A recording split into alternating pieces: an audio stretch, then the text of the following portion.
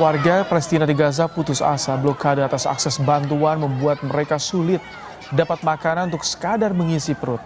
Kelaparan massal di Gaza pun kian memburuk. Angka kematian dan malnutrisi akibat kondisi ini terus meningkat. Hampir 470.000 orang mengalami kelaparan, 90.000 diantaranya wanita dan anak-anak.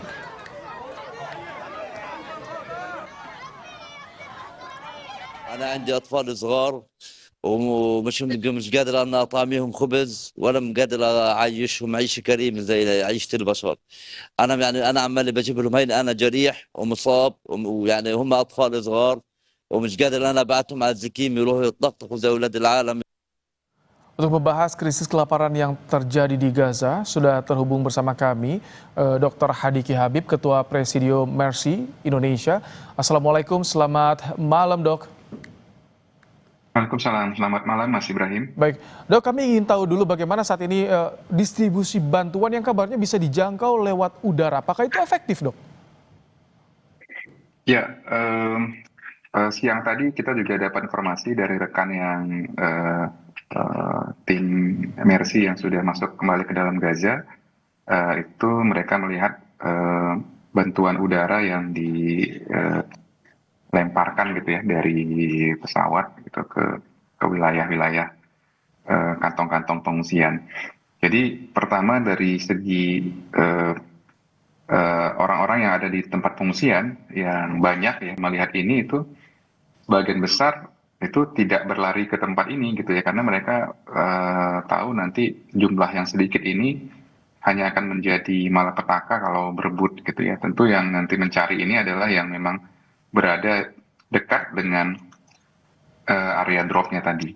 Kemudian yang kedua, area dropnya ini sendiri tidak selalu masuk ke zona kemanusiaan gitu ya karena kan di udara gitu ya. Kita tahu di Gaza ini sendiri sudah banyak buffer-buffer area yang dibangun oleh tentara Israel yang tidak boleh dilalui oleh masyarakat sipil gitu sehingga masyarakat tidak berani masuk ke area tempat di mana makanan tersebut atau bantuan kemanusiaan itu di drop gitu. Oh, oke. Kalau kita lihat ada di visual yang warga mengambil di pesisir pantai, apakah itu termasuk zona yang aman yang bisa dilalui oleh warga Gaza? Atau ini justru salah satu zona yang berisiko, dok? Ya, zona kemanusiaan itu ada di daerah Gaza Tengah, daerah Al-Mawasi gitu ya. Kemudian itu di Gaza Tengah, kemudian di Gaza Utara itu di daerah Gaza City. Nah, daerah-daerah ini sendiri memang lebih dekat ke tepi pantai gitu. Tapi tadi yang mereka bisa ambil tentu, kalaupun dia di drop di daerah situ, pertama tidak mungkin di drop di tempat pengungsi berkumpul karena tentu membahayakan jiwa. Nah, kalaupun di drop di sepanjang pantai ya risikonya ya masuknya ke laut gitu. Oke. Ya artinya ya tidak membantu juga, tidak membantu banyak sebenarnya. Ya usaha yang sedang dibuat ini dalam rangka mengulur waktu atau namanya menunjukkan niat baik, tapi pada intinya sebenarnya bukan ini yang diperlukan, tapi membuka blokade. Oke, buka blokade tapi sambil tentu berharap blokade bisa segera dibuka. Ini untuk distribusi bantuan lewat mana lagi sih celahnya, dok? Ya, beberapa minggu terakhir ini kan bantuan itu ada dikirimkan masuk dengan jumlah terbatas ya. Salah satunya melalui pintu Rafah dan satu lagi melalui utara Gaza.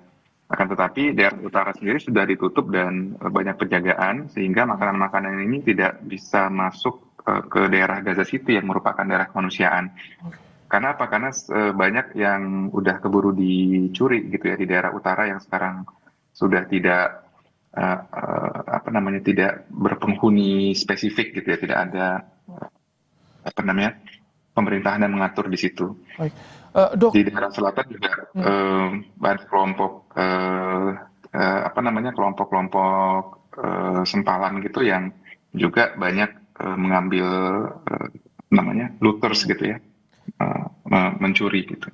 Pantauan dari rekan-rekan Mercy Indonesia yang tiba saat ini bisa memasuki wilayah Gaza, bagaimana kondisi warga Gaza saat ini ketika tadi bantuan makanan pun tak bisa dijangkau maksimal? Ya, yang kami saksikan, terutama karena kita bertugas di pelayanan kesehatan ya di rumah sakit, kelaparan ini sebenarnya sudah ke semua warga Gaza gitu ya. Jadi bukan hanya 49.000 tadi itu yang memang tercatat sebagai orang yang sudah sakit akibat kelaparan, tapi orang-orang yang kita lihat dan pernah kita jumpai sebelumnya juga kita sudah lihat penurunan berat badan tanpa apa namanya gejala-gejala malnutrisi itu sudah tampak ya, termasuk untuk para tenaga kesehatan yang bertugas selama ini di rumah sakit gitu, baik dokter maupun perawat. Dok, tekanan internasional seperti apa sih dok yang bisa dilakukan untuk bisa terutama membuka blokade agar permudah akses bantuan dok? Ya, untuk menjawab ini mungkin di luar domain kami, tapi yang kita ikut saksikan dan membersamai ini memang tekanan-tekanan dari lembaga kemanusiaan, baik yang sifatnya formal seperti Badan Dunia WHO maupun yang non-government gitu ya, ini terus-menerus dilakukan. Tapi memang butuh dukungan gerakan negara gitu ya, baik negara-negara Timur Tengah maupun negara-negara yang punya kewenangan dalam mengatur gencatan senjata ini ya, seperti Qatar dan Mesir dan Amerika Serikat sendiri gitu. Baik. Karena ini sudah bukan masalah negosiasi lagi, tapi ini memang masalah kebutuhan dasar manusia sih sebenarnya. Masalah kemanusiaan. Terima kasih Dr. Hadiki Habib, Ketua Presidium Mercy Indonesia, telah bergabung di program Kompas Malam hari ini, Dok.